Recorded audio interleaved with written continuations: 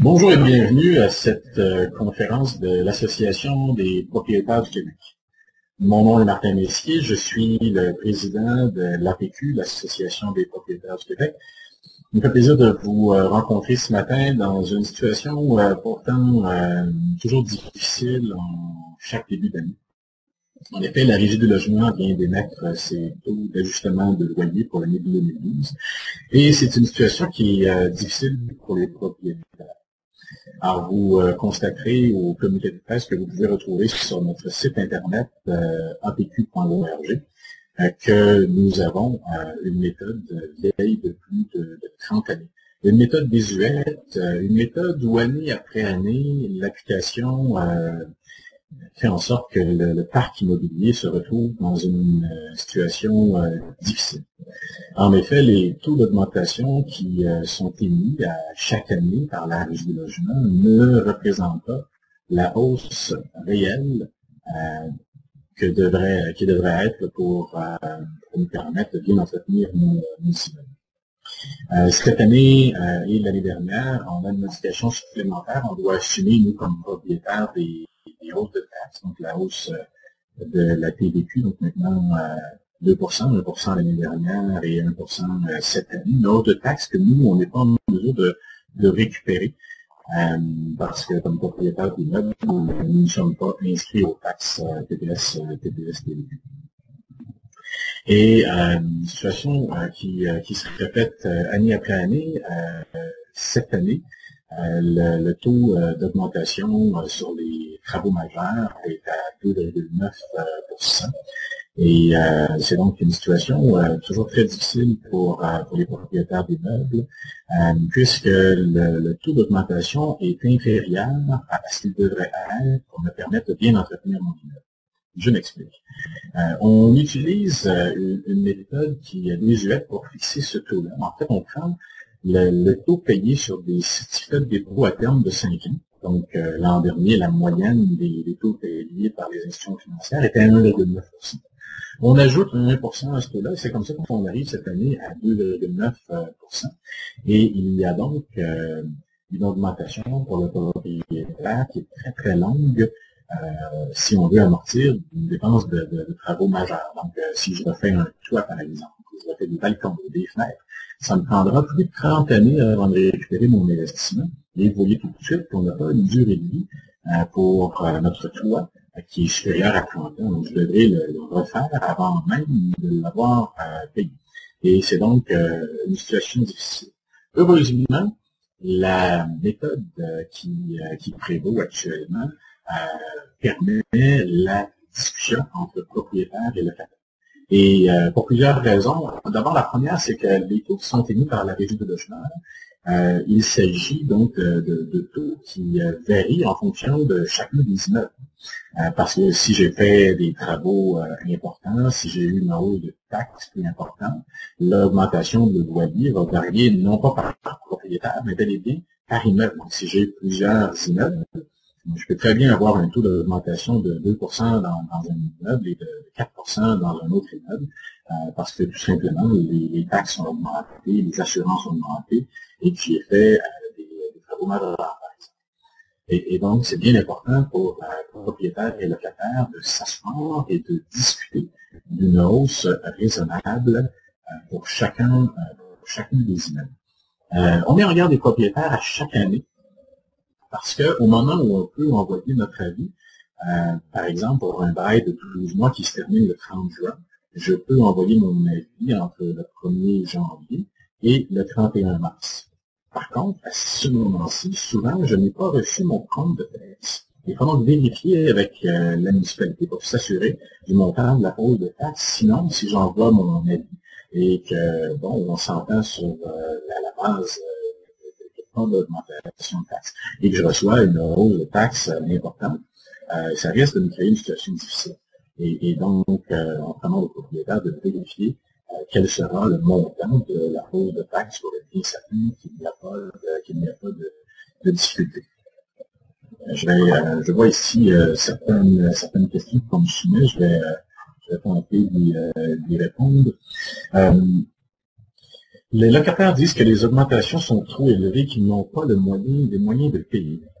Écoutez, je dois vous inviter ici à faire la distinction entre ce qui est requis pour bien entretenir un immeuble et la capacité de payer. Ce sont deux éléments qui doivent être pris de façon distincte. On doit bien faire la différence entre ce qu'on doit investir comme propriétaire et donc aller chercher comme rendement. Et ce que certains locataires ont la capacité de payer. Mais conscient, pour certains locataires, c'est pas chose facile.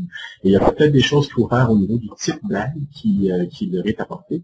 Mais quand on limite les augmentations de loyer d'une façon trop importante, ce qui est le cas au Québec actuellement, on endommage la qualité de service, on met à l'entretien du parc immobilier de façon globale, et ça, c'est nuisible pour les propriétaires et pour les locataires.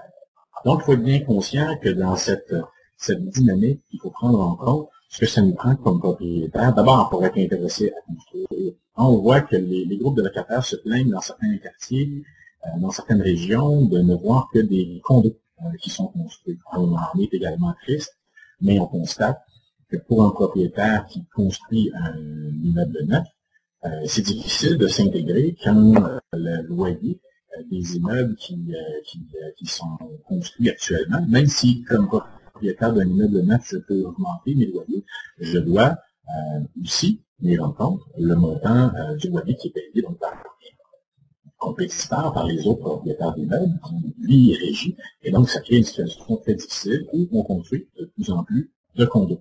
Donc, nuisible à plusieurs niveaux, au niveau de la rénovation, de l'entretien, nuisible aussi au niveau de l'intérêt pour les investisseurs de construire du logement locatif.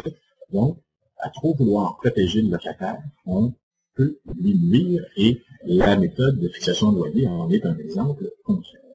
J'attire votre attention également, on a parlé de la hausse de TVQ de 2%, donc qui commande une augmentation en soi, et les coûts requis pour entretenir un immeuble, eux, sont à la hausse. Les coûts des matériaux, les coûts de construction sont à la hausse, donc c'est de plus en plus cher pour entretenir un immeuble. Malgré cela, on a au Québec un loyer moyen pour un 2 chambres à coucher, ce qu'on appelle un 4,5, de 684 $. Alors qu'en Ontario, on est à 1002 $. Et là, tout de suite, on va nous dire, oui, mais en Ontario, les salaires sont plus élevés. C'est vrai. Mais pour tenir compte de ce facteur, la Régie du logement a créé depuis quelques années ce qu'ils ont appelé le taux d'abordabilité. Ce taux-là permet de comparer donc la charge que représente le loyer sur le budget de quelqu'un donc en Ontario, si on prend l'exemple de Toronto. Et dans ce taux d'abordabilité, plus le taux est élevé, ça veut dire que plus c'est abordable. Donc, plus j'ai un taux élevé, plus les locataires ont la facilité à payer le loyer. Un taux de 100 représente une charge d'environ 30% sur le budget de quelqu'un, donc un taux plus bas représente un pourcentage plus élevé, un taux plus haut, un pourcentage moins élevé. Une fois qu'on sait cela, vous êtes en mesure de constater qu'à Montréal, le taux d'abordabilité est à 129, alors qu'il est à 105 à Ottawa. Donc, plus difficile de se payer un logement, si vous voulez, c'est moins abordable. À Toronto, 92, Vancouver, 85, et la région où le taux d'abordabilité est le plus élevé, Gatineau, avec 146. Donc, 146, Gatineau est la région où le coût moyen du loyer a le moins grand impact sur le budget d'un locataire. Et Montréal à 129, donc se classe très bien. Donc on voit que cette réflexion de dire les loyers sont plus élevés à Toronto, mais c'est parce que les gens gagnent plus d'argent, cette réflexion-là est inadéquate. Donc on a au Québec la médaille des loyers les plus bas, et malheureusement c'est une médaille qui nous coûte cher, c'est une médaille qui coûte en qualité d'entretien de notre parc immobilier. C'est pour ça qu'on demande au gouvernement d'agir, de réviser cette méthode-là pour nous permettre un taux d'augmentation plus raisonnable. En fait, on nous demande si vous aviez à changer une seule chose, quelle serait-elle? Mais c'est certainement ce dont on a parlé il y a quelques instants, le taux d'augmentation sur les tableaux majeurs, qui actuellement nous donne un amortissement sur une période de plus de 30 ans. Donc si je reprends le choix, je vais le payer et je vais finir de le payer quand je vais déjà avoir eu à le changer. Qu'est-ce qu'on demande là-dessus? On demande un amortissement raisonnable qui pourrait tourner autour de 10 années. Donc, on puisse amortir sur une dizaine d'années pour permettre la rentabilité. Et donc, on est dans une période en plus où il serait favorable pour l'économie de façon générale, qu'on puisse stimuler l'investissement pour l'état d'entretien du parc de logement. Donc, je pense que la conjoncture se prête à ce que ce changement-là soit amorcé. Est-ce qu'il y a beaucoup de dossiers à la Régie du logement où les locataires contestent le loyer? Et d'abord, dans la méthode actuelle, un avis d'augmentation de loyer, en fait, ce qui s'appelle un avis de modification au bail, lorsqu'il est envoyé, le locataire a 1 mois pour y répondre. S'il n'y répond pas, il est présumé avoir accepté l'augmentation. S'il refuse l'augmentation, mais désire demeurer dans son logement, le propriétaire a à son tour 1 mois à compter du refus pour introduire une demande à la Régie du logement. C'est donc le propriétaire donc, qui introduit à la demande à la Régie du logement. Et il y a 2 facteurs à considérer qui font en sorte que 2010-2011, il y a seulement eu 6520 demandes qui ont été introduites par les propriétaires à la Régie du logement. 2 facteurs, un qui est heureux, il y a beaucoup de propriétaires et de locataires qui s'entendent ensemble et donc qui sont en mesure de constater le fait que le taux qui est émis par la Régie du logement est insuffisant. Donc si je suis locataire dans un immeuble qui est bien entretenu, où on me donne un service de qualité, mais je suis conscient évidemment que le taux recommandé par la Régie du logement ne me permet pas de poursuivre dans cet immeuble-là avec la même qualité de service. Donc, il y a beaucoup d'ententes.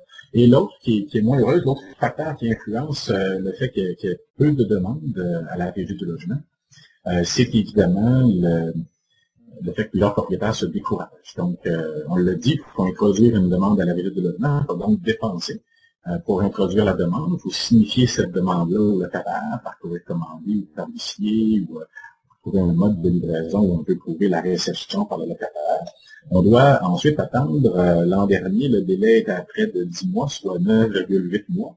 Donc, on doit attendre avant d'être entendu devant la Régie du logement. Il faut donc se déplacer, préparer ce qu'il faut pour faire notre démonstration au tribunal des dépenses qui ont été encourus. Et c'est donc lourd pour le propriétaire.